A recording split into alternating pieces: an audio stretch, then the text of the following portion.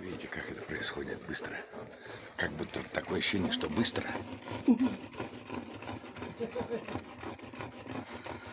Но я думаю, для многих этот контент будет интересный, потому что никто никогда не видел, как доет кобыл. Это ручная дойка. А это оператор машинного доения. Қайда иіп тұрады ең? Қайда ол?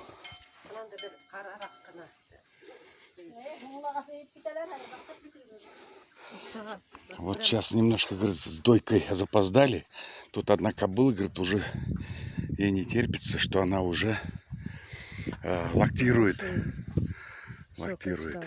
Да. Молодая или лошадка? Вот такие красавицы, кобылицы. Видите, какая красавица.